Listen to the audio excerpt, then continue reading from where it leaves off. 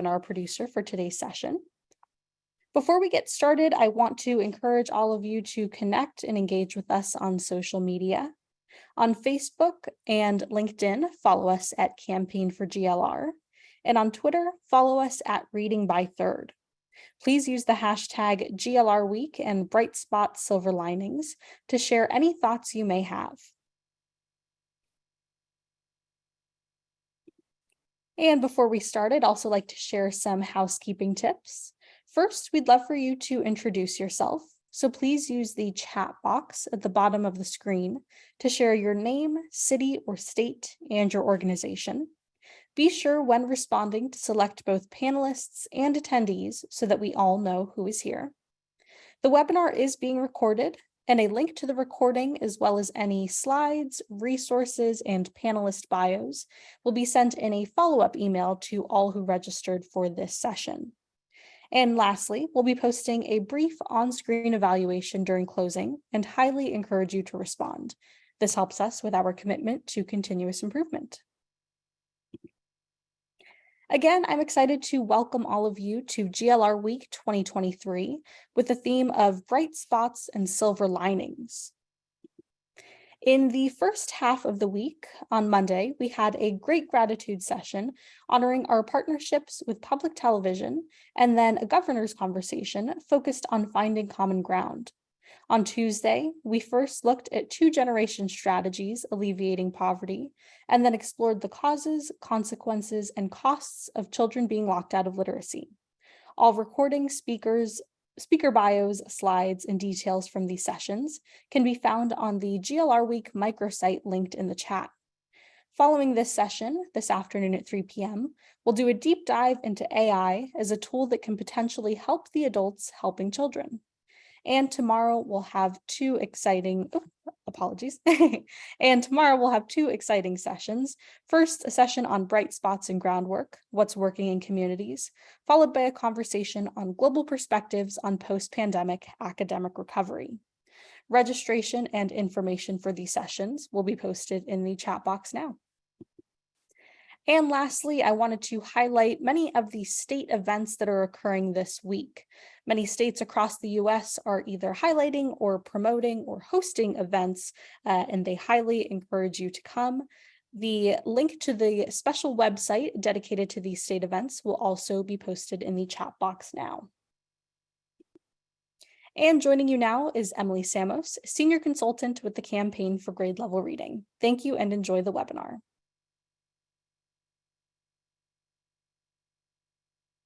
Thank you, Sierra, and welcome to each and every one of you, and thank you for joining us for today's special GLR Week engagement titled NCADE Emerging, a briefing and conversation with the Institute of Education Sciences. And as you may know, the $1.7 trillion federal omnibus budget package that President Biden signed into law in December 2022 included $40 million for the U.S. Department of Education's Institute of Education Sciences to use for research, development, and dissemination. These funds have been designated to create a National Center for Advanced Development in Education, or as we call it, NCADE, which would support quick turnaround, high reward, scalable solutions and research to significantly improve outcomes for all students. As proposed, NCADE would follow a model like that of the Defense Advanced Research Projects Agency, or DARPA, to create the extra flexibility, staffing, interdisciplinary perspectives, and practice orientation needed to achieve breakthroughs in education tools and practices. This is a very exciting prospect that could create the opportunity for bringing the type of transformative innovations generated through DARPA, such as GPS and the internet. But some knowledgeable observers have questioned the applicability of a DARPA model to education. Leaders from the GLR team were able to engage several prominent thought leaders in discussions prior to today's sessions to pick their brains and gain their feedback on the concept of an NCADE, and we will reflect this feedback in the discussion today. And for our discussion today, we have an excellent chance to gain a briefing with IES leaders Mark Schneider and Elizabeth Albro, who will share how NCADE was conceived, the initial plans to roll it out, and the potential they see it having to advance education research and make a direct impact on equitable learning recovery. They will be joined by two philanthropic and education research leaders, Phil Halperin of the Silver Giving Foundation and Nasir of the Spencer Foundation, who will share their expert commentary and observations about the prospect of this new approach to research coming from IES at the U.S. Department of Education. And we are lucky to have an extremely engaging moderator to lead us through our discussions, who is also an expert leader in education research. I'm going to briefly introduce our moderator and all of our speakers for today, and please note that full bios are linked in the chat. And so unfortunately, our planned moderator, Dr. Vivian Tseng, President and CEO of the Foundation for Child Development, had an unexpected last-minute emergency and is not able to join us today. So instead, we are incredibly lucky that she referred her good colleague, Jim Kolmus, who is an equally expert moderator. Jim Kolmus is a senior fellow at the Carnegie Foundation for the Advancement of Teaching and co-founder and partner of Edge Consulting LLC, and a senior advisor to the National Network of Education Research Practice Partnerships. With more than 4 decades of experience in education leadership, Kolmus supports new innovative approaches in policy development, organizational management, research and development, marketing and evaluation. And so our presenters for today include Dr. Elizabeth Albro, who is the Commissioner of Education Research at the Institute of Education Sciences at the U.S. Department of Education, and she is committed to building bridges between the basic sciences of learning and education practice. She's trained in the behavioral and social sciences, cognition and communication, and she received her Ph.D. in psychology from the University of Chicago. Dr. Mark Schneider is the director of the Institute of Education Sciences, and before joining IES, he was a vice president and institute fellow at American Institutes for Research and president of College Measures. Prior to joining AIR, Dr. Schneider served as commissioner of the National Center for Education Statistics from 2005 to 2008, and he is the author of numerous articles and books on education policy. Our expert commentators today include Phil Halperin, who is founder of both California Education Partners and the Silver Giving Foundation, and has dedicated his career to the kids of California. His work has led him to champion efforts to empower and improve school districts, strengthen preschool statewide, promote local investment in public schools, teacher supports, and build robust and innovative partnerships that close opportunity gaps and help students stay on the path to success in college, career, and life. Dr. Naila Nasir is president of the Spencer Foundation, and prior to her appointment at Spencer, Nasir held faculty appointments at the University of California, Berkeley, where she also served as Vice Chancellor of Equity and Inclusion. Nasir earned her Ph.D. in education psychology at UCLA and was a member of the faculty in the School of Education at Stanford University. Her scholarly work focuses on issues of race, culture, learning, and identity. And with that, I am very happy to turn it over to Jim to engage our panelists in a robust discussion. Jim, all yours.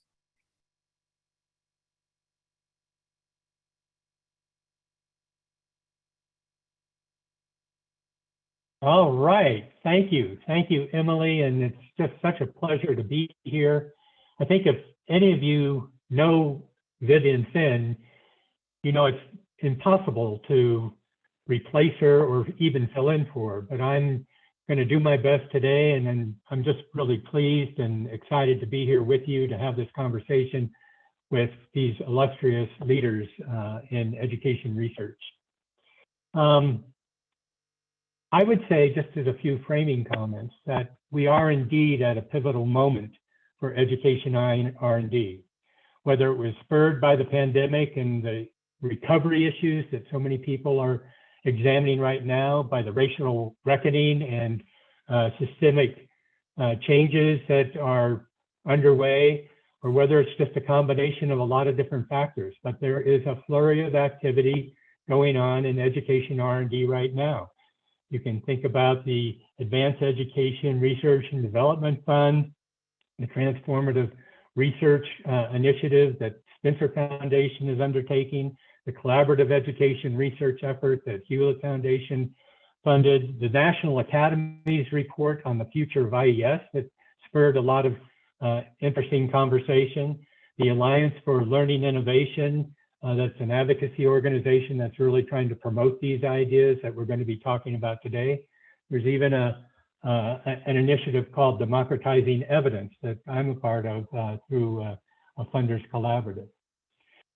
I think all of this suggests that there is a renewed recognition that education sciences can and should not only be a retrospective examination of what might work under what conditions, but also a forward forward-facing catalyst for innovation and change. And so this conversation that we're having today is so very timely, and I'm just pleased that our friends from IES, Liz and Mark, are here to go through their thoughts and ideas about where NCADE might go, and then have the conversation with Naila and Phil. But let's start with Mark and Liz, and if you want to give us just a brief overview background of IES and how it's structured and its mission. Mark and Liz. I think this is my call, right? Can we put the slide up just so that folks can see the org chart?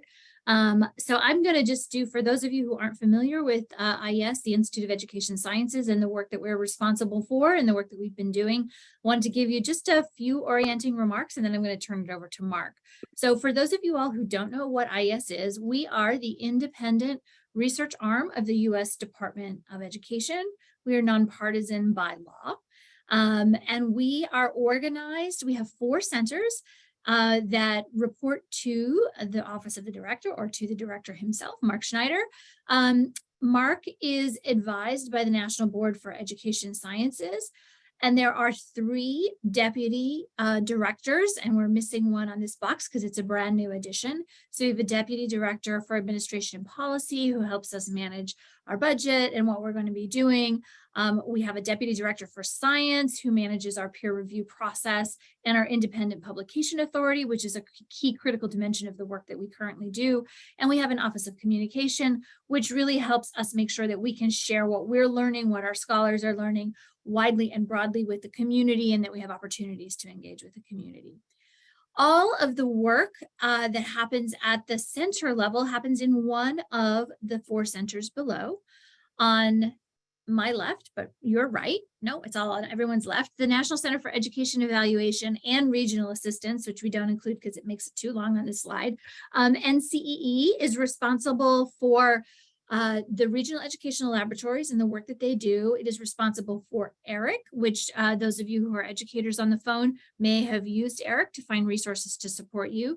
The What Works Clearinghouse, and they're also responsible for independent evaluations of the federal programs.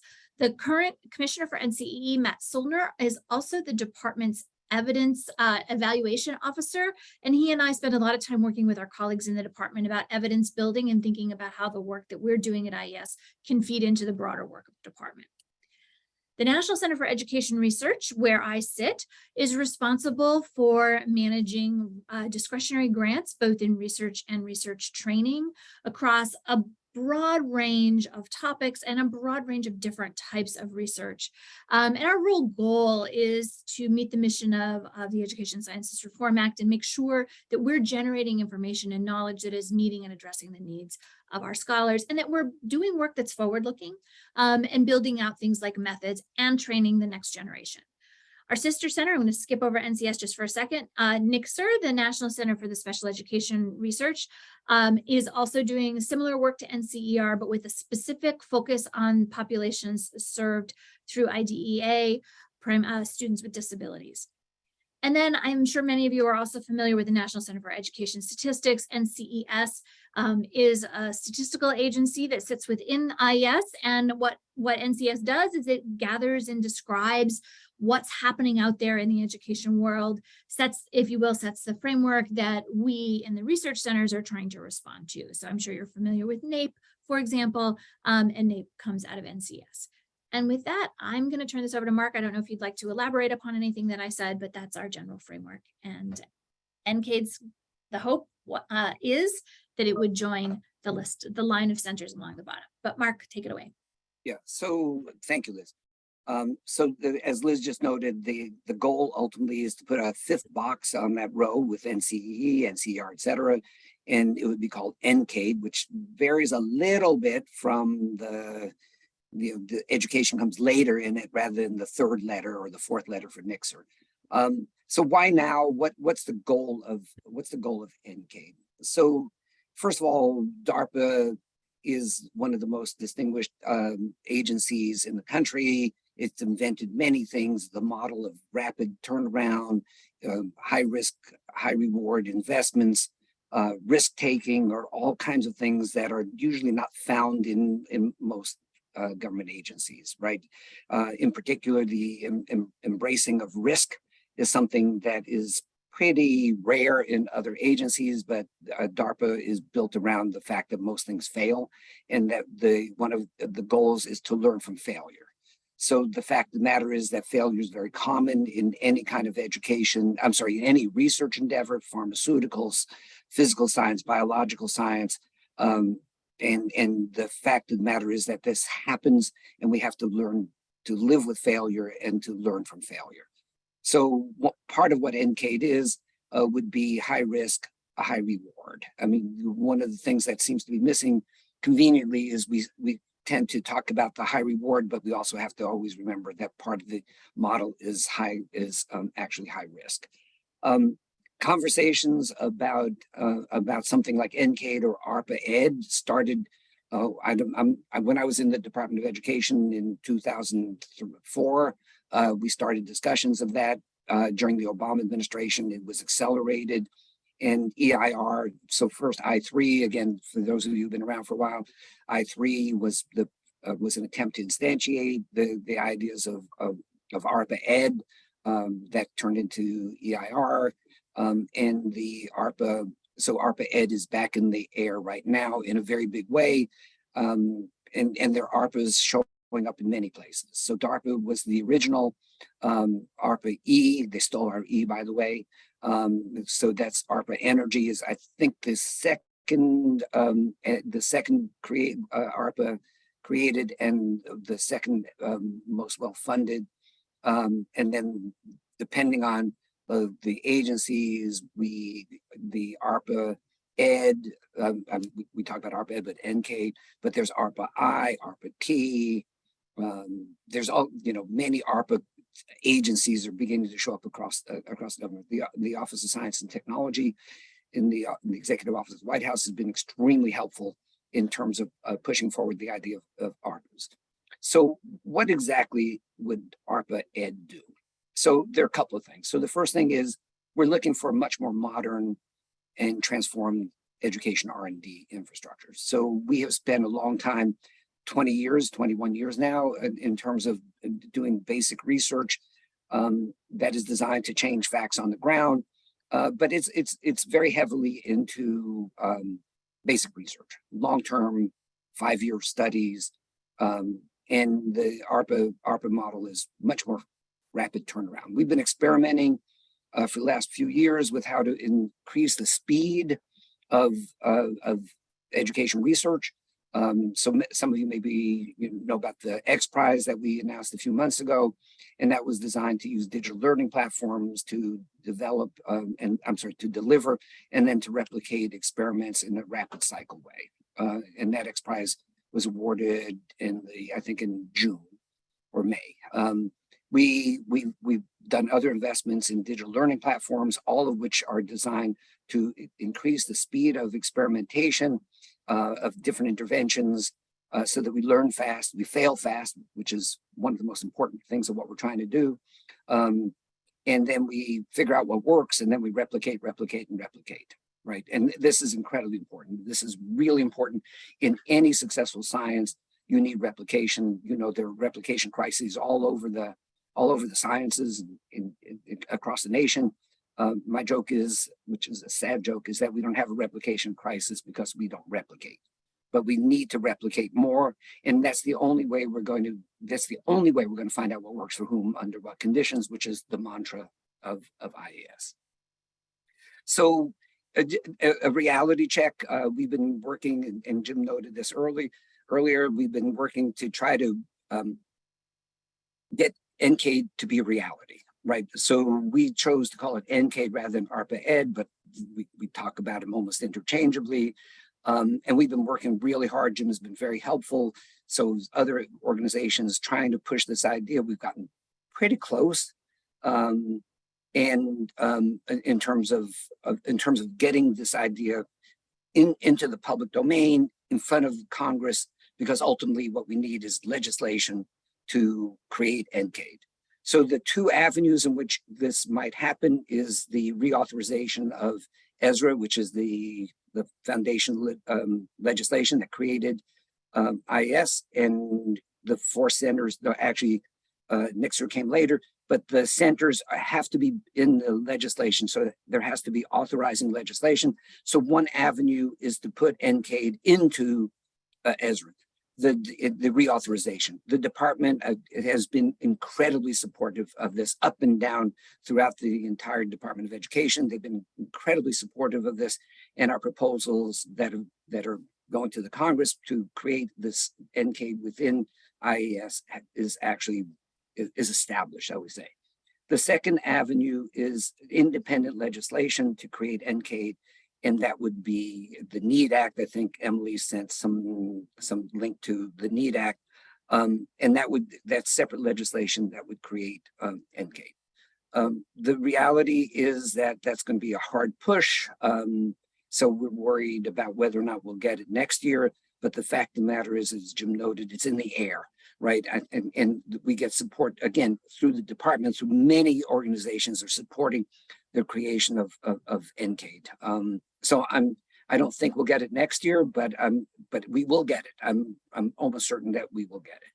In the meantime, again, I think Jim noted that in the last budget, or maybe it was Emily, but someone noted that we got $40 million set aside for ARPA ed activities. And that's an appropriation that went into our main fund for research, our research development and dissemination line. And that $40 million went into it with specific language saying that we had to spend that money for ARPA ed-like activities. So my hope is that in the next budget, we will get another language, another instruction to set aside money from the RD&D line for these activities. So let me just give you a flavor of where we are as we try to instantiate this idea. So the first thing, many of you probably already saw, in June, we released the transformative research RFA, request for applications. And we did that about 3 years ago. We did our first attempt at it. The demand was incredible. There was about 140 applications, of which 40 went to review, and we funded 4. So depending on the way you think about it, like all that work for 4 applications, for 4 funded, but the fact of the matter is we need to think about this incredibly tight funnel where lots of applications come in, but very few meet the criteria for true transformative research. The new RFA, we learned a lot from the first one. The new RFA does a couple of things that push forward this idea of transformation and how to change the R&D infrastructure. So the first thing, for example, is that it's tradition in IAS for many grants, most grants, to be 5 years. And the new ones are 3+2. That is that you have 3 years with funding to prove that you're on the right track. And if you're failing, how do you have to demonstrate that you learn from those failures and that you have a plan for correcting that. And then assuming you're hitting the marks, you actually can get 2 more years of funding. So it's a 3+2. It's labor intensive. And I really wish we had more staff, because I think that 3+2 model is something that we need throughout all our work. The second thing is that it requires a partnership, but it's different than the normal research to practice partnerships, which are common throughout all our work. And the third party in this partnership, so we have the standard researchers, practitioners, but the third one is a tech company. So we're betting heavily on tech, obviously, like everybody else. And what we're trying to do is to figure out how best to tap into tech resources at the very beginning, so that the idea about scaling, commercialization is built into projects right from the beginning. So one of the problems that we have is that we have not paid enough attention to scaling up activities, things that work. And it's very hard at the end of the day to plug in ideas about commercialization and the thought process needed for identifying markets and scaling at the end of the day. So we're trying to get those kind of perspectives in from the very beginning. So the transformative RFA is that I'm not sure exactly how much, depends on the number of applications, but let's say in the vicinity of $10 to $12 million. So what are we doing with the rest of it? Well, there are a couple of things that we're reserving money for, but the most important and interesting one is something that almost every ARPA does, and I'm going to put this in air quotes, the approach called seedlings. So we have been doing sort of seedlings through our small business innovation research program, where we give a round one grant to a successful applicant. At the end of 9 months, we evaluate whether or not they hit their marks. We give them a second round of funding to commercialize and scale up the project. So that's round one is like you prove that you have a good idea. Round two is like, let's get this further along to the finish line. So this is a common, we've been doing this with SBIR for many years, but our seedling project is to try to take that idea and build it up. So what we're thinking of is, and I have to be careful because it's not, we haven't announced any of this yet, but I mean, the concept is clear. So what we'll probably do is give 12 seedling projects, probably in one umbrella of neurodiversity. And we will fund, let's say, up to 12 projects within with 1 year funding, maybe $1 million each. Then the following, so there's a cohort, right? I mean, this is the most important, it's one of the important things, it's a cohort. At the end of a year, let's say, we evaluate the progress of these 12, and most seedlings, like seedlings in the forest, are not going to make it, right? Many won't make it. So the half of them, let's say, make it. And then we give them year 2 funding, round 2 funding. And that may be a year or two. We're still working out the details. And then here's the difference between our approach for seedlings and SBIR. There's going to be a third wave, which will be more expensive. So the projects that make it through wave 1 and wave 2 will get a larger grant in year 3. And again, this depends on the budget. And that will be specifically for scaling up.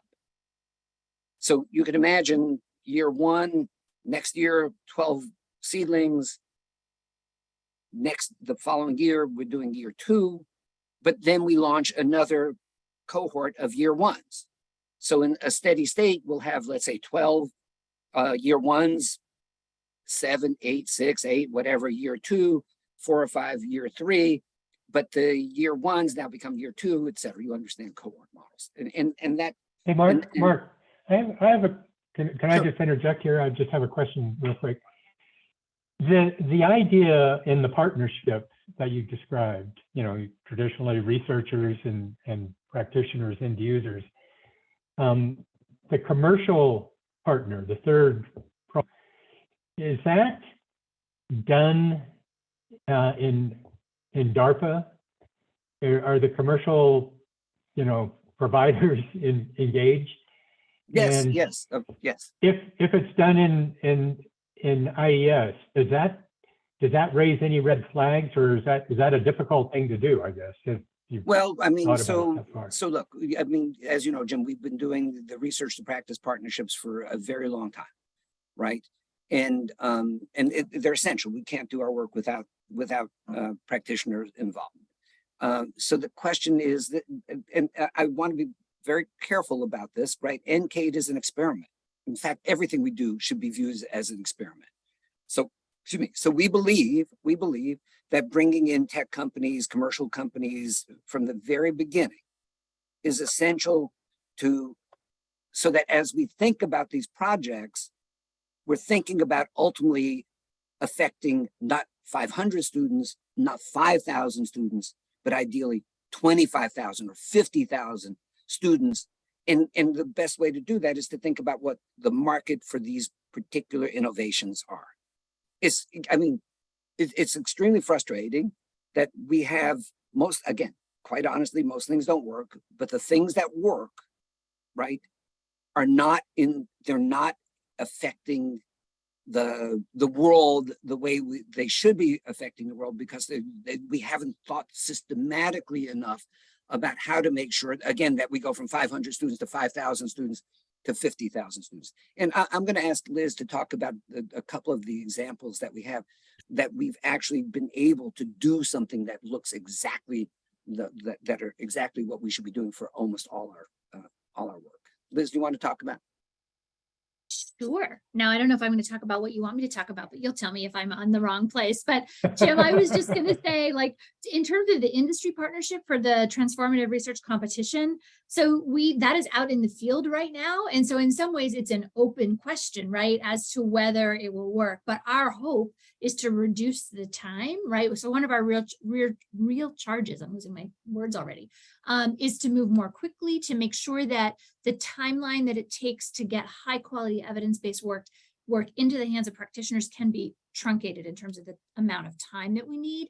And so our current insight, the thing we're working with, is that if we have business at the table or industry at the table to start, we can be ready to launch those findings into the education marketplace, if you will, more quickly. So we certainly have evidence, and I saw one of our grantees on here. I always like to talk about assessment to instruction and A2I, the work that Carol Connor has done or did. And one of the things that we have observed is that there's high quality research that it is based upon, but in order for it to get ready to scale, it took 20 years, right? So one of the real things we're trying to figure out is, where are the places where we need to be working more quickly and to not have delays where a product is ready for prime time in the sense that it has high quality evidence, but it's not built to meet the market need, to meet the needs of the teachers, where we can benefit from our industry partners. So Mark, I don't know if that's what you wanted me to talk about, but that's sort of what I was thinking about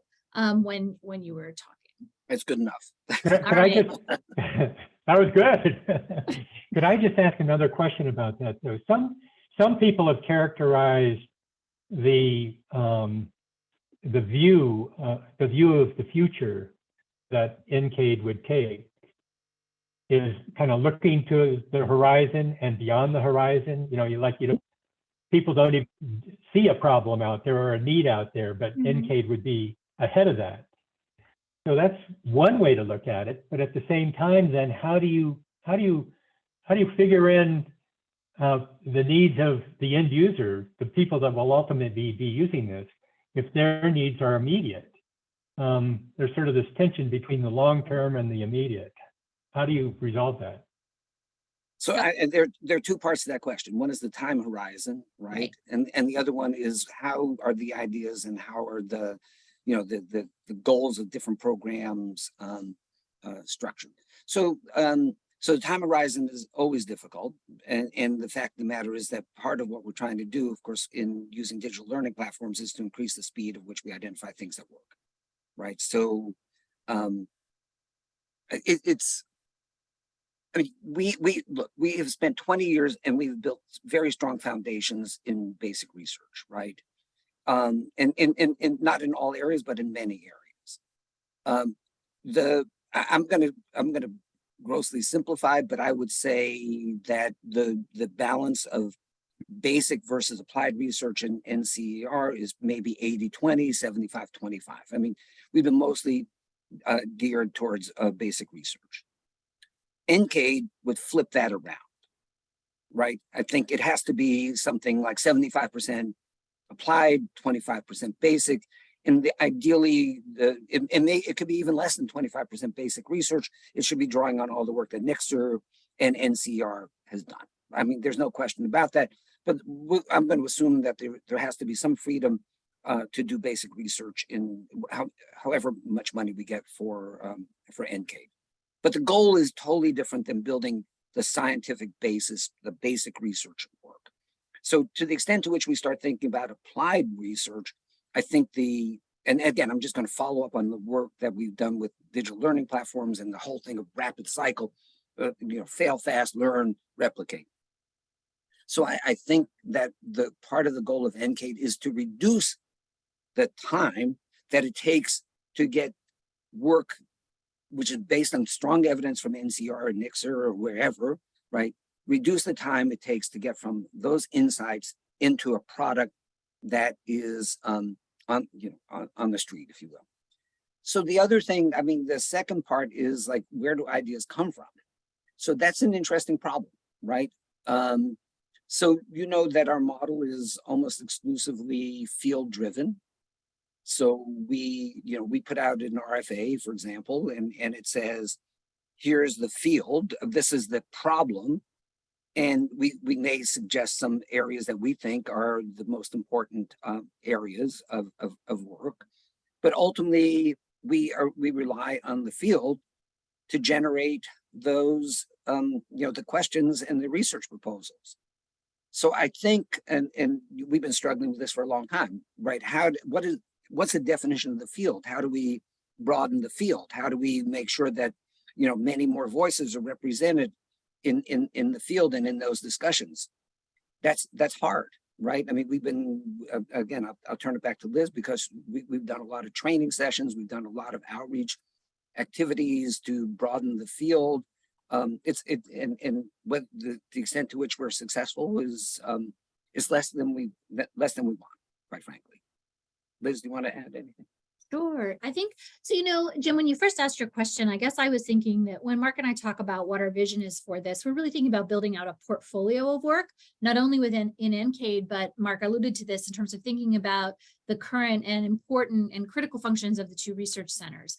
So if we're trying to build, if we're trying to figure out what's going to be happening a decade from now, or say 50 years from now, right? Like that long-term future work, we want to make sure that we're providing opportunities that are going to allow folks to think like that, but that's going to be a part of this broader enterprise. And as we're thinking about the balance of that, it does depend upon who is coming in and who is becoming part of the conversation, right? Who's contributing research ideas. I think that when IES first started 21 years ago, there was a real push toward interdisciplinarity, but it was really interdisciplinarity in the context of fields that had been doing education research, understood broadly for a long time. I think one of the things I've been thinking a lot about are, where are the research fields that we haven't been tapping into, and what can we be doing differently, particularly with an incentive from NCADE to do that. So I'm thinking a lot about, during the pandemic, we learned a lot about supply chains and logistics. What does that have to do with education? I don't actually know, but maybe there's something we could learn from the research community that sits behind that could bring their expertise into the work we're doing. So I've been thinking hard about how do we push what we're doing out to a much broader community of individuals. So I just want to follow up on that. So just let me add to that, Jim, for 1 second. So, we've been working closely with the National Science Foundation. So this is, they have a whole different set of researchers and people that they deal with that don't even know about education research and don't know that, we fund a lot of work. So as many of you know, we've done 2 AI institutes with the National Science Foundation, and we're exploring several other alternatives. New centers, new joint projects. And for me, the most exciting thing about that is the different perspectives, the different groups that are represented in the NSF stable, if you will. And that could be an incredibly important way of broadening the kinds of organizations and the kinds of researchers that IES can support. Because as Liz said, 21 years ago, and even to the current time, only a few disciplines dominate our funding, and we need to broaden that. We also need to broaden the range of researchers and institutions, but we've been working really hard on that to bring those into the fold, if you will. That's precisely what my question was going to be. About what kind of research institutions you're going to try to draw in this effort. And I think you explained it really well. And that NSF project that you're doing work with on AI, which I think opens up a whole nother set of questions about what is the role of AI. But I didn't want to neglect the idea of oversight. I mean, there's got to be some form of oversight that you would envision for NCADE. Would it be under the National Board for Education Sciences? Would it be kind of its own independent entity? Would it be just report to the director and have fun? Pretty much the oversight latter. mechanism. I mean, so it'd be no different. It would be no different than the other 4 centers. So there was as you know, there's been a long debate over the 20 years or 15 years that we've been talking about ARPA Ed, like where should it go? And there was serious discussion about, you know, creating a separate agency within that would report directly to the secretary, but it's too small. It's not. It wouldn't work. So the decision, again, a department level decision, was to create a 5th center within IES. And it would be, so in general, it would be exactly the same as the other centers. We're trying to do 2 things in the legislation that would set up, eventually that will set up NCADE. 2 things that are incredibly important. One is we need more flexibility in hiring. And that's the NEED Act already incorporates that. And the second thing is we need broader contracting authority, right? Right. It's called OTA. And we haven't gotten that into the proposed legislation yet, but we're working on it. So we need more to make NCADE work. We need more flexibility than we have in NCR, for example. But people recognize that, and you know, the 2 things that we need more than anything else is more flexibility in hiring and you know, this broader contracting authority. Okay, well, Mark and Liz, don't go anywhere, obviously. Thank you so much for these comments and the overview and sort of an in-depth discussion on the different elements of this whole effort. And but let's now turn to Mark and Liz. Not Mark, that's you. Phil and Naila. That's me. We already did it. You already did it. What am I read the wrong line on the script. Both Phil and Naila are leaders of philanthropies, as you learned earlier today when they were introduced. And the words transformative and innovation are used all the time, but it's not clear what they mean by that. And Naila, you've just launched a new program on transformative research. And would you like to comment on that? And then we'll get into reacting to Liz and Mark's comments too. And Phil, we'll get to you after Naila. Yeah, and you know, a few things, kind of preamble. I'm here in my capacity as president of the Spencer Foundation. Also, I'm a co-board chair of AIRDF, the Advanced Education Research and Development Fund, that's also kind of taking up a kind of very aligned body of work that thinks about how we're supporting education systems to be more equitable and developing this model of inclusive R&D. So at some point, I would love to talk about that a bit too. Transformative, yeah. So in a funny coincidence, we launched this transformative research program just a bit before IES launched their transformative research program. So there's clearly something in the water. And I think that what it signals is that we all see great possibility for our education system and some growth that is necessary in order to serve all kids in the best possible ways.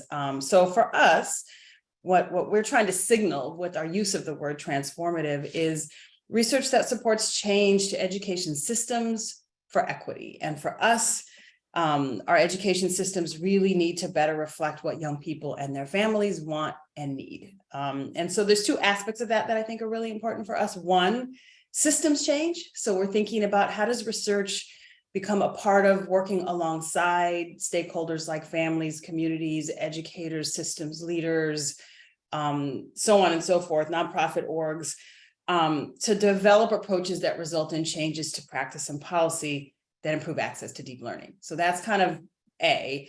B, our approach really centers equity, by which we mean building systems that serve all learners and recognize the both kind of historic and contemporary barriers to doing so.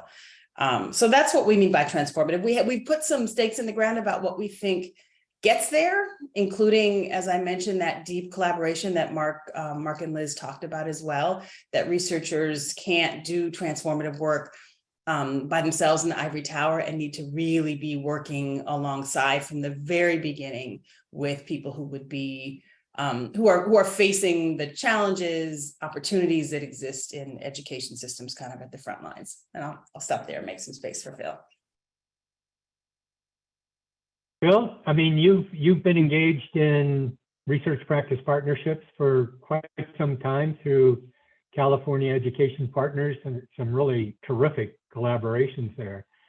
So how does this all line up with your thinking, and what are your thoughts about NCADE and the partnership concept as it relates to transformation and equity? Yeah, thanks, Jim, for that. And as Jim mentioned, I come like Nail, I wear a couple hats. And the additional hat I wear is California Education Partners, and we do run a couple of research practice partnerships that are deeply involved with Stanford University Graduate School of Education. And in addition to that, our work centers around working with approximately 75 school districts around the state of California, as large as LAUSD and as small, and they're 500,000 kids, and as small as Buttonwillow Elementary with their 235 kids, one school district. So I come at this, and what I want to do is just make a couple comments to build off what Naila talked about vis-a-vis systems, where I really think what we do and what we focus on through our work is what I would describe as really, really boring work, right? I live in earthquake country, and we spend a lot of time thinking about what the wallpaper is going to look like, how fancy is the painting going to be, what molding are you putting on, and what really, really matters at the end of the day is, do you have a solid foundation?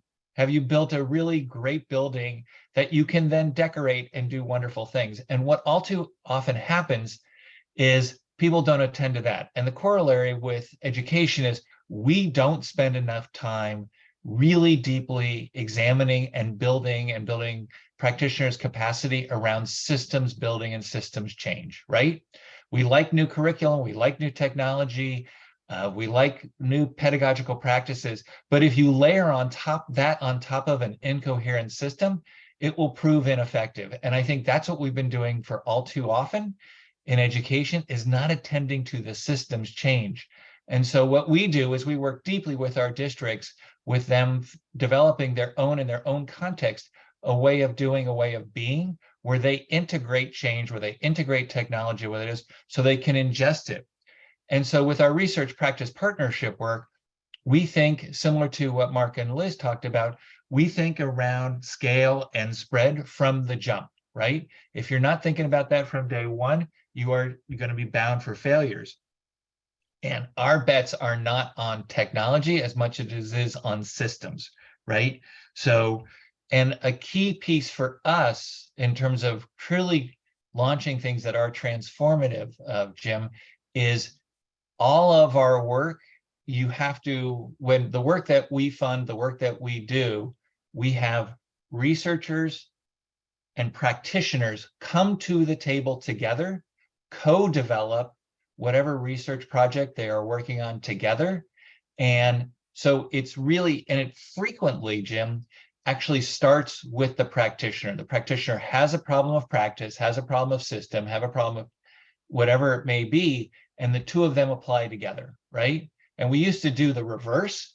And in the first few years of our work, we found that the instances where that was actually landing and changing pedagogical practices or movements or achievement at the classroom level, that didn't work. So taking a true practitioner lens, and it's not about, there are issues around voice, there are issues around equity, but there's also practical issues about what can I accomplish in my school, what can I accomplish in my district, what can I accomplish in my classroom, and attending to that, so that when you do come up with an innovation or you do come up with something transformative, you can actually specifically scale. And then I'll end by saying, I'm a child of Silicon Valley, okay? I believe in failing. I believe in failing fast. And the dynamic that we have in education is we do have to give things time to germinate. We do when we talk about seedlings, this stuff takes time. And, much of my work, the work that I do, signs districts up and science practitioners up and research up for 3 years, right?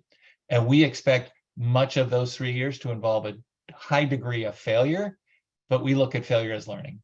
And if we, I also have a fair amount of knowledge around DARPA, and 95% of what DARPA did failed, but they learned from it and they took from it. And I think the key is having a failure disposition as an asset, as opposed to a problem. I'll stop there. It's great. It's really great. Just as a real quick follow-up, so are you, in relation to what NCADE is, as Mark and Liz described it, is your thinking lined up with it, or is there some friction there or some difference? I think I would say the Venn diagram's about 72.4% of, just to put a number on it. I think we have to create space for risk and failure over time, right? So I do believe that there's a place to be for rapid cycle, but I also do believe that system change does not happen rapidly. And so, when I talk to other foundation executives and program officers, I'm like, take 20% of your resources and put it towards something that's a long-term failure, right? That's systems oriented, right? And so I believe that a slice of this really does need that kind of focus. And yes, is it important for a portion of this to bet on technology and bring a commercial partner to the table? Yes, but I wouldn't, with all respect, I wouldn't do that.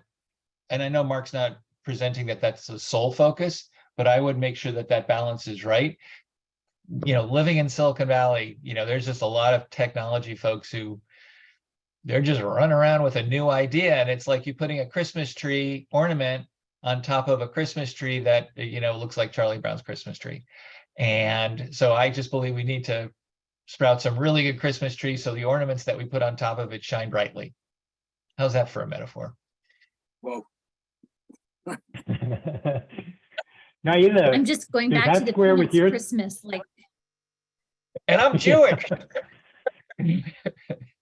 Yeah, a lot of trees. I thought you were going somewhere with the seedling and the time it takes a seedling to grow into a tree. I thought there was a whole tangent there. But no, I think that squares with me. I mean, I think about this work as needing to happen within a broad kind of ecosystem, of which the Department of Education and IES is a really core player, but operating with their own kind of constraints in a way that private foundations have fewer constraints. And so I think we all have a role, and maybe a slightly different role to play in developing and supporting this work. A couple of things I would raise, one of which has been touched on already, which is just this tension between rapid cycle and the time it takes to gather reliable, robust evidence in an inclusive way. And I just think those things will be in tension. If you're starting with the stakeholders that matter most, then you're kind of not going to be rapid. It's going to take some time. And, as Phil mentioned, knowing what works, and with Mark's for whom, under what conditions. Research is a time-intensive endeavor. And so how do we have both places where there may be some quick wins and places where we're setting a long-term agenda rather than an entire field that operates in those 3 to 5 year cycles? So that's one thing. The second thing I'll say in this moment is just, I think there's a big challenge underneath all of this, which is who's prepared to do this kind of scholarship. I don't think we're attending enough to what that pipeline looks like. How is what we're asking people to do in many ways fundamentally different than what we've trained them to do in PhD programs. And so I think there's another lane of work, and we had talked a bit about where could there be collaboration. This for me feels like a place where there could potentially be field-wide collaboration. IES already has very successful predoctoral and postdoctoral fellowships programs. How do we build in the capacity to listen well, to think about what works in systems, work more deeply in collaborative ways, to construct problems, research problems alongside other stakeholders. How do we build that into the preparation process for researchers? And what preparation might school and district leaders, higher education leaders need to engage the research effort from their side? So I think there's some interesting questions around pipeline and preparation. And in the meanwhile, our programs need to scaffold that in, because otherwise we'll get the small handful of people who already know how to do this in the field. Yeah, I just want to jump on one thing that Naila said, because I couldn't agree with it more, is the who is going to do this research. I promise I've gone through this 12 steps program, but my graduate degree actually is from a business school, not a school of ed. I apologize. That was over 30 something years ago. But what I would say is fully 25 to 30% of my professors were people who specialize in organizational behavior, organizational change, organizational capacity building, right? My good friend Deb Stipek, who's the former dean of the Graduate School of Education at Stanford, is on the call today, I see. And when we look at the number of professors in any given graduate school of education who have background in organizational change, organizational behavior, it is in the low single digits percentages, right? And so we have tremendous faculty doing tremendous work. And there's no reward within the academy right now for being a PhD or being a professor or an associate professor, assistant professor in organizational change, organizational behavior, organization system capacity. It's not a field, and it's a field that, you know, I think one of your questions, Jim, is going to be later about the role of capacity. I think funding a few professors at a few selected R1 universities around organizational change and organizational capacity building could be key. I know every one of those professors around the country, and I have two hands, and I pretty much don't have to get to a third hand. The people who are truly great scholars in that work, it is few and far between. So I think Naila is spot on that the who is going to do this research is something we got to grapple with. And the who matters around the equity ends and goals too. Sorry, go ahead, Jim. We're going to let you get in here.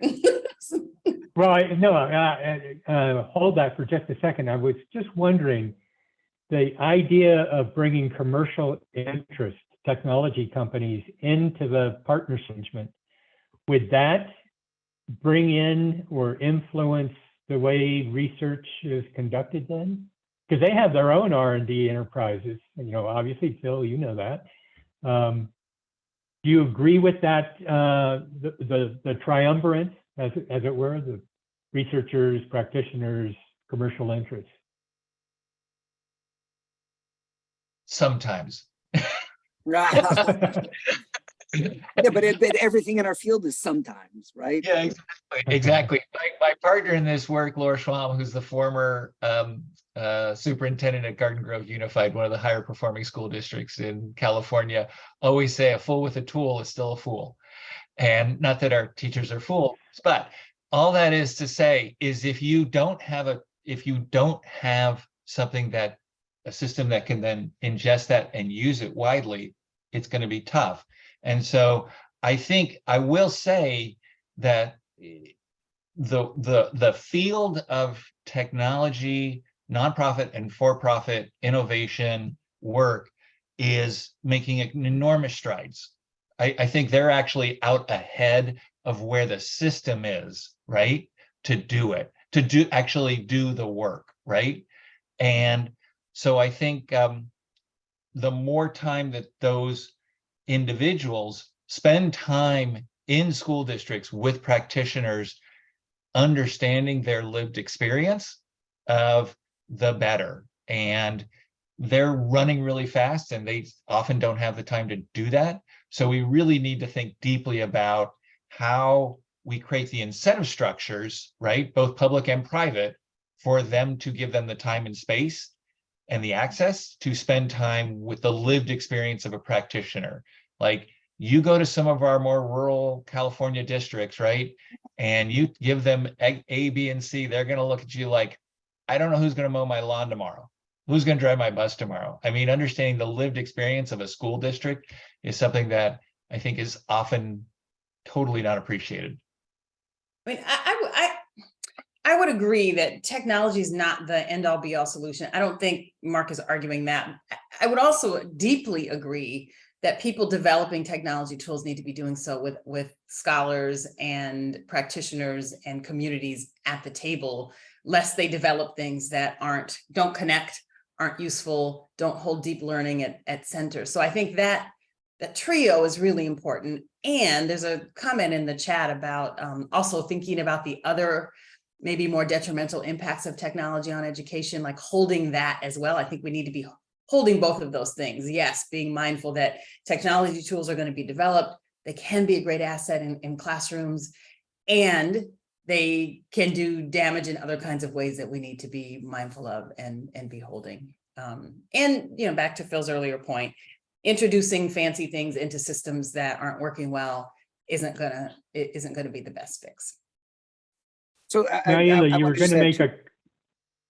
Wait, let me ask Naila just one thing, and then Liz and Mark will get to you to respond to our respondents.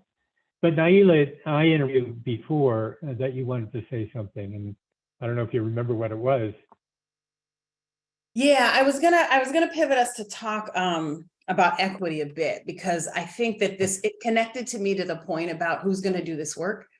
And as we think about stewarding a field in terms of the scholarship that can work collaboratively alongside communities, families, educators, education systems, that also for me means stewarding a field of people that bring new and different perspectives and capacities into the field of research. And so being intentional about the connection between our equity goals around creating systems that support all learners and our pipeline into research careers in thinking about ensuring a kind of research workforce that holds a broader range of perspectives across communities. Those two things feel connected to me.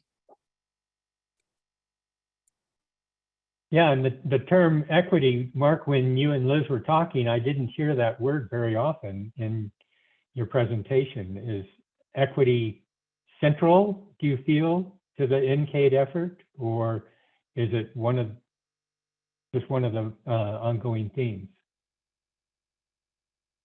Look, it's built into everything in our legislation calls for this.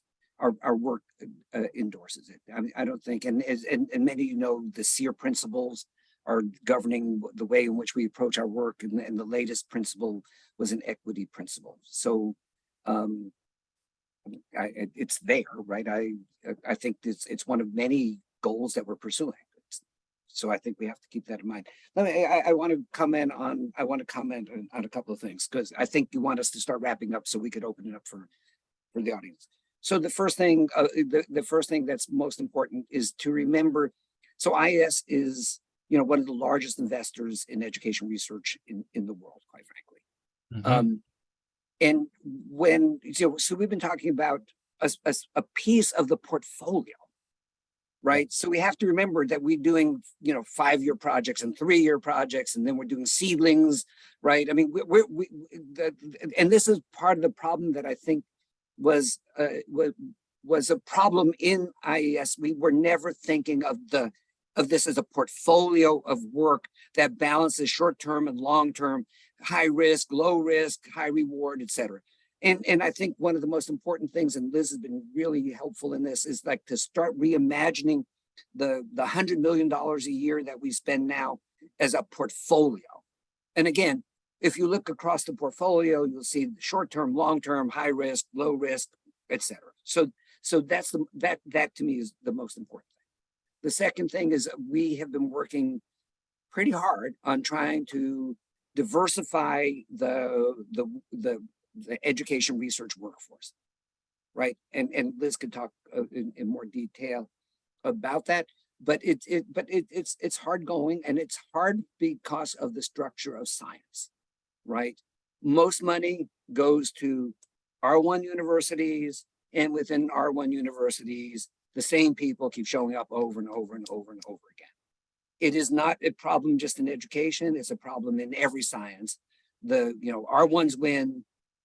The same names are the rainmakers in those fields, right?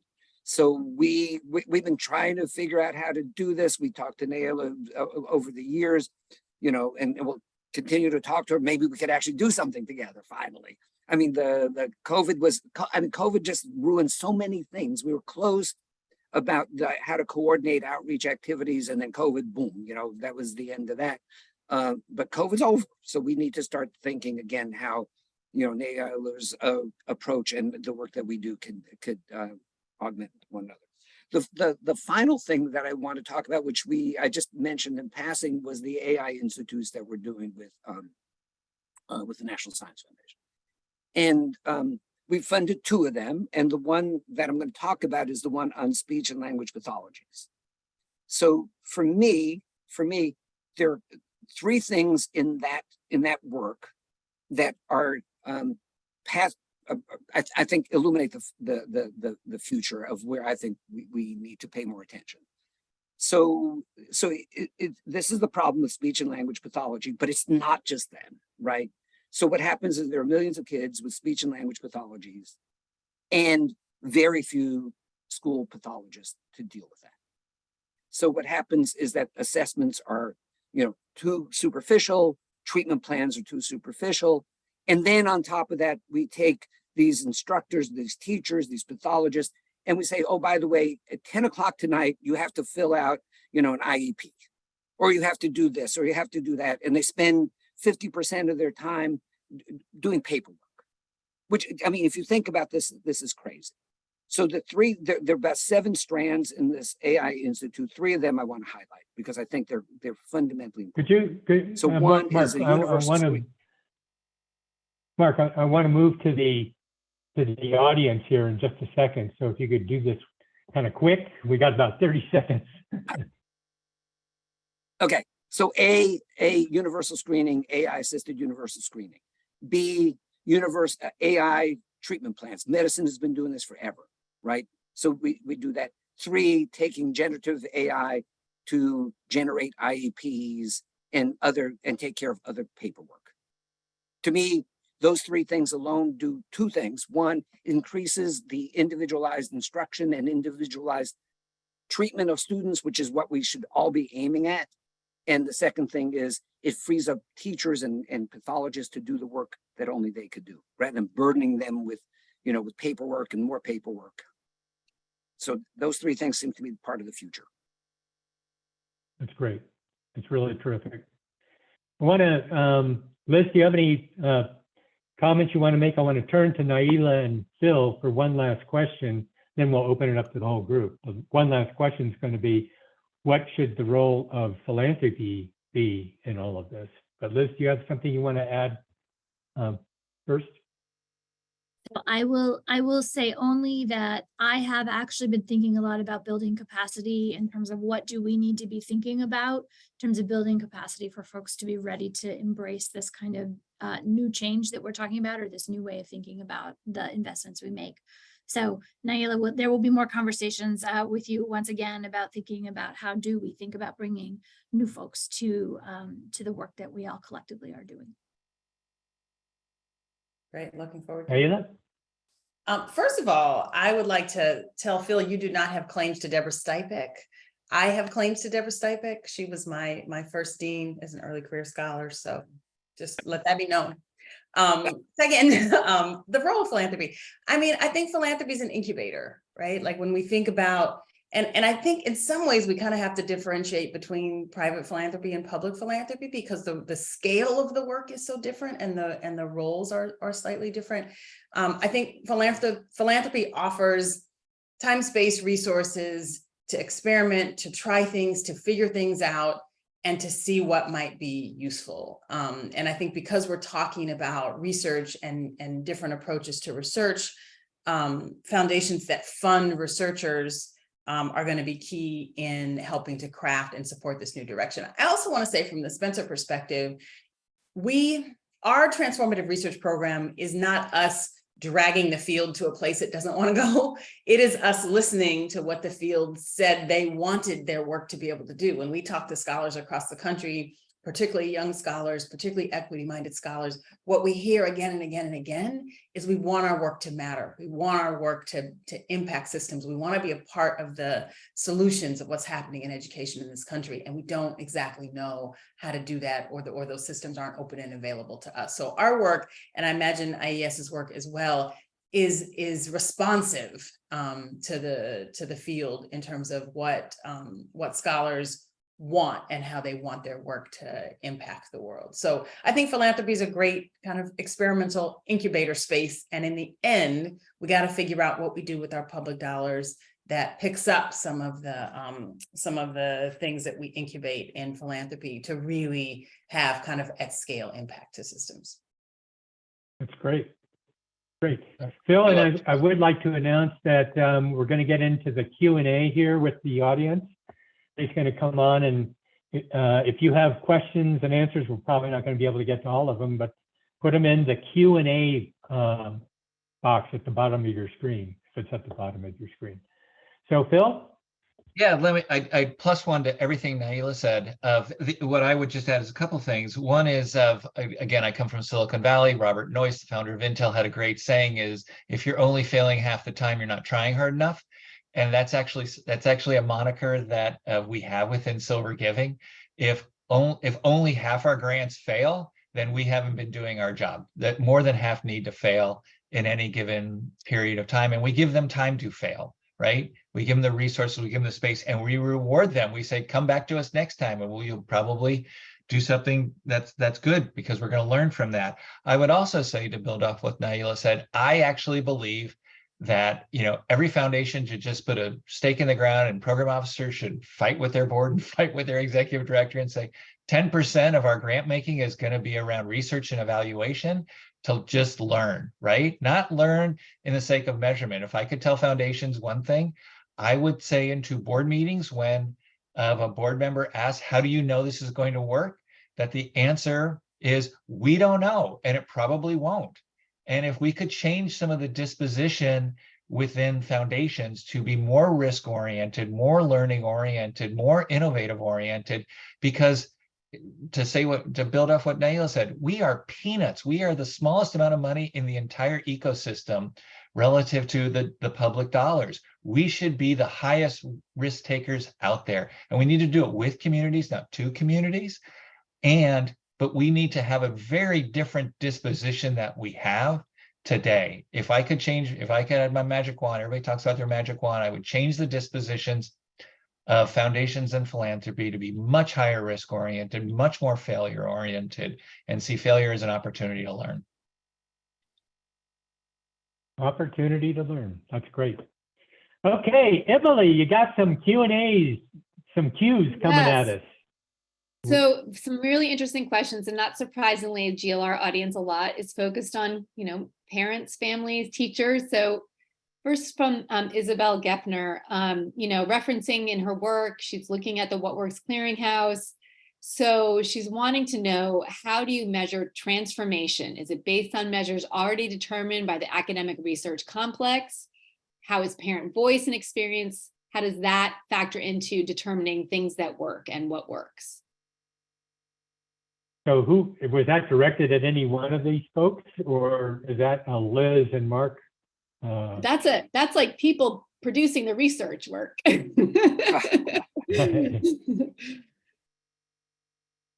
Mark, you want to take a stab at it?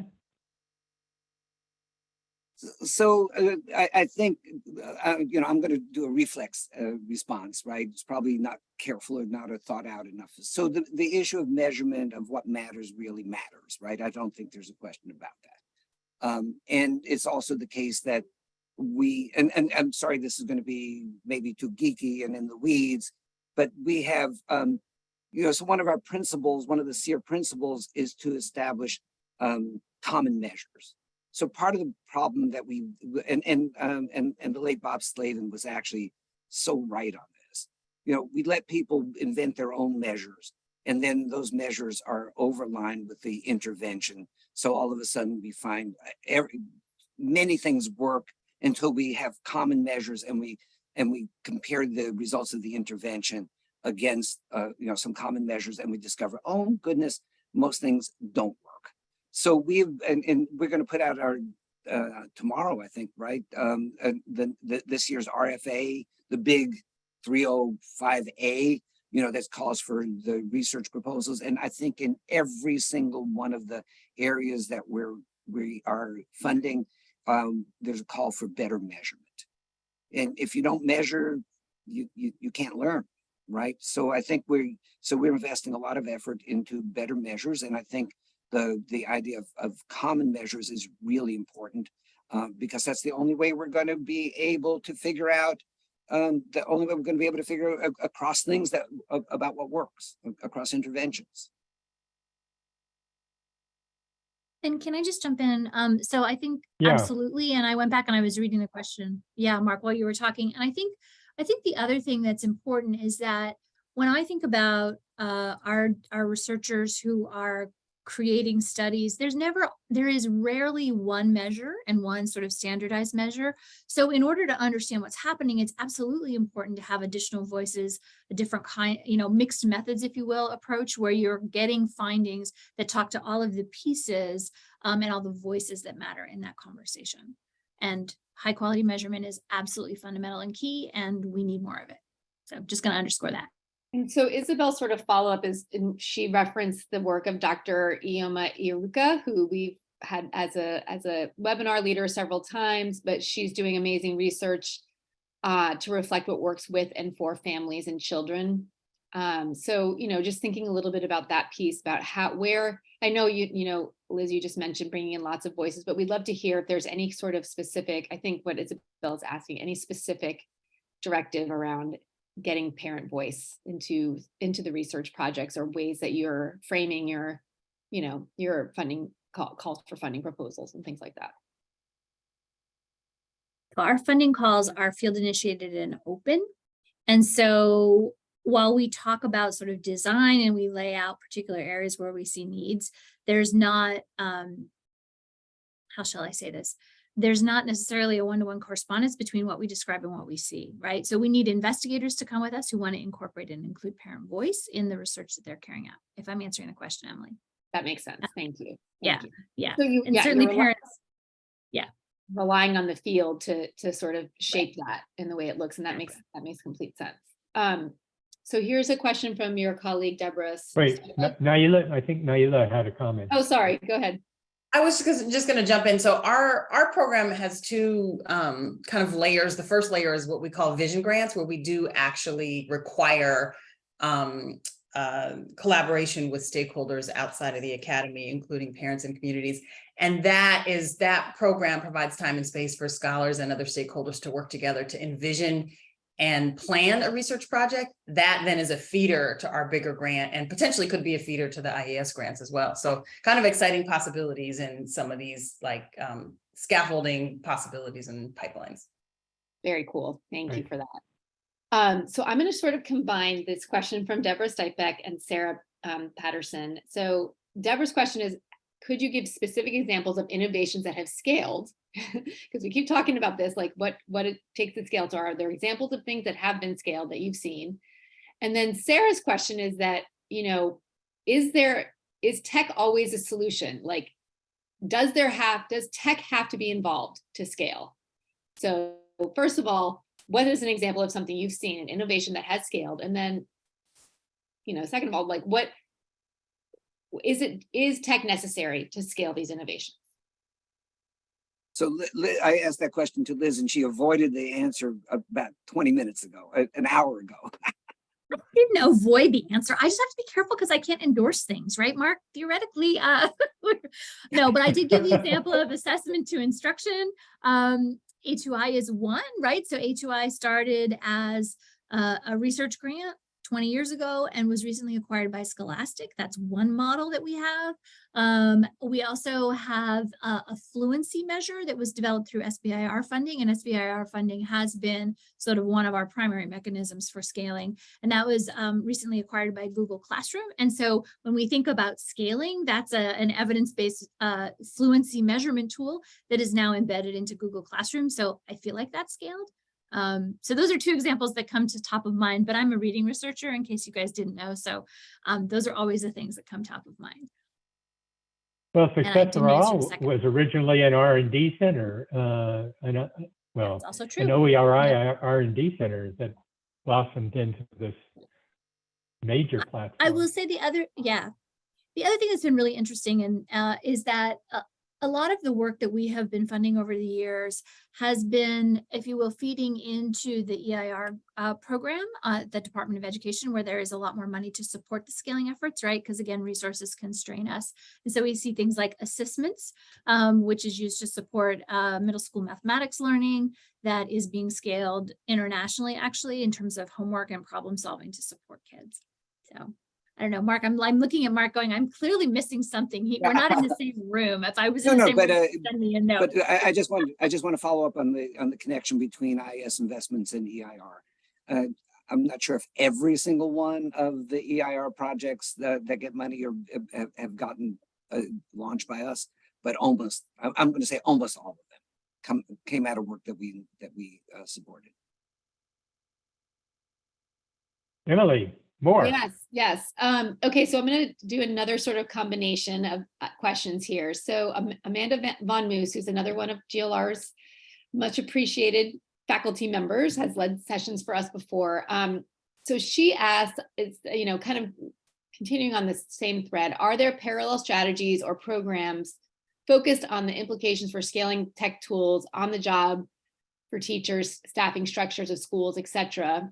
And then an anonymous attendee said that one challenge that we don't hear much about is the turnover rate of educators and the lack of support and some of the recent sort of like negative attacks towards educators, and that initiatives fail because of these things. So just thinking about the teachers and what they need in order for innovations, especially related to tech, for tech to work, how does that factor into the research, RFPs and things like that, and the initiatives that you're doing? So in a couple of the areas that we're going to release tomorrow, so I have to be careful about what I say today. There is a discussion of using AI tools to relieve the burden on teachers, right? I think we have not gotten to the point where we understand sufficiently how generative AI could help teachers relieve teachers of so many burdens that they have. I mean, I'm sure that many people on this call have taught. I lasted 3 years at the end of which I couldn't do it. I mean, it was the hardest job I ever had. It was just really difficult. And then, of course, I became a university faculty member, which was so easy compared to being a middle school teacher. I mean, I can't tell you, it was like I walked into the first time I was teaching, an undergraduate class, and I said, like, I could be as boring as I want, and they're not going to pull out knives or throw chairs at me. It was just like, I mean, it was just a totally different experience. And it was the hardest job I ever had. And some of it was just nonsense, right? It was like doing lesson plans and then writing exams. I didn't have the expertise to do that. I mean, we need to figure out how to help relieve the burden on teachers. And again, I wasn't, I taught one SPED class, but I mean, I didn't have to do the IEPs, but I mean, we burden, like the speech and language pathologists, we burden people with teachers with so much work that's repetitive, and we have to figure out how to use generative AI, for example, to help solve the incredible demands on teachers. Yeah, and I think I do want to just, oh, sorry. I just want to underscore that when it's certainly for the transformative RFA, when we think about the tripartite relationship, we are thinking about, or we're hoping that we're going to be able to support a broad range of research really focused on improving learning outcomes, but teachers are not excluded from that research. So we are hopeful that we will see applications from the field trying to figure out ways to help teachers use tools effectively, but also generate new tools that can help teachers, right? I saw some statistic recently that said there's something like 45 different technologies in every teacher's classroom. And we're talking like apps and things. It's a tremendous amount of tech content for an individual teacher to manage. And so one of the big research questions that we need to know is, what is the tech that is most necessary, or most helpful for the learners in the classroom? And what do the teachers need to know? So that's an open question. I think we have lots to learn about. Yeah, I would just at the heart of this question, though, I think is there's something additional, which is how do these interventions focused on instruction intersect with the broader systems by which teachers are putting together work lives, by which that are political in nature? We're seeing this kind of equity backlash that's really been impacting the lives of school leaders and teachers. And how does our work account for these multiple layers? Because I think we have tended to be relatively one-dimensional, thinking about instruction as kind of divorced from these other aspects. And I feel like what some of the participants are calling for us to attend to is like that integration of the multiple layers of what happens as these things play out in the real world. I don't have any answers, but just noting the importance of the question. But that is such an incredibly important observation that you made, that probably is a whole nother seminar about what is the environment within which this all takes place, and the tug and pull and the chaos and the disruption and the coalescence, alignment issues are huge. Phil, did you want to say something to that? Just let me get one comment in there. And embracing the fact that school districts are not a thing. They are just dramatically different contexts, right? And if we're not attending to those dramatically different contexts, like I said, I am blessed to work with Buttonwillow and LAUSD. I mean, my brain explodes someday. And we need to embrace those radically different contexts because, frankly, the kids in Buttonwillow matter. And too often, we as a systems leaders and philanthropy leaders, we ignore the kids in Buttonwillow. And there are so many kids that operate in smaller, rural, more geographically isolated districts, and we don't think about them in the way we enact policies and think about policies. That is a big issue for GLR, is making sure that the rural communities are not forgotten about, overlooked. So we have very limited time left, and I'm going to go with this question from Austin Estes, who is another one of our esteemed GLR faculty members, has led sessions for us with CCSSO. And this is, I think, a question that's on all of our minds. As we approach the end of the pandemic relief funding, because we know there's a deadline for that ESSER funding, what is happening now to support quick turnaround research to help states and districts understand what investments are working and what should be sustained in the future? So you have 30 I'll turn it over seconds. I'll turn it over to Liz, but I just wrote a blog about this. So I don't know, we could post the link to it, but we made a decision. So we actually lost a lot of ARP money. And Liz, the NCR lost about $20 million. And we decided to take our regular appropriation money to support the work that was launched using ARP money, which was all focused on learning what works in the conditions of COVID, what works in terms of recovery. So this was really important. It was an important decision, which means that there will be fewer new grants made next year and the year after. But we took, again, we lost some money in ARP, but the work that we were funding using that money, dealing with the issues that you just mentioned, Emily, were so important to us that we're again, there's going to be fewer new projects funded, but we have to do the work that you just noted. Yeah, so I just, And I think Jim, can I say, 30 seconds, and then I just put a link in the chat to the Restart Network, which is the network that's focused on that. And I know that they are compiling what's happening in the field. And so if you all would go on that website, if you have studies or things you want to let them know about, please do, because that's part of their mission and charge, so that we can all learn together. all right, Liz, Mark, Phil, Naida, it was great chatting with you, and it was my pleasure. Pass it back to Emily for closing. And if you haven't done so yet, please complete our feedback poll. We take your feedback extremely seriously. I can't tell you, we're constantly looking at the feedback from you all, because we want to be continually improving our GLR Learning Tuesdays webinars, our GLR Week webinars. But I also want to extend a huge thank you, and to all of you asking these really great questions that we have not had time for. They all came in right at the end. Thank you for your questions. We'll do our best to get these back to our speakers and see what kinds of responses we can get to you. So we really appreciate that. And thank you all for your, all your great comments in the chat. And please do, so again, thank you, Jim. That was brilliant, brilliant moderation. You came in last minute to cover for Vivian, and we're so grateful to you. Thank you, Liz and Mark, for providing the GLR network with that really great briefing and holding a conversation about NCADE. And thank you to Phil and Naila for your really awesome expert commentary, your perspective as leading philanthropists, leading research, education research. We're really, really grateful to all of you. So again, our upcoming session, so the rest of this week, this afternoon, and we were all talking about technology. We have a session focused on AI enhanced efficiency, assisting the adults helping children. So really looking at the teachers and what is it going to take to make AI work in the classroom.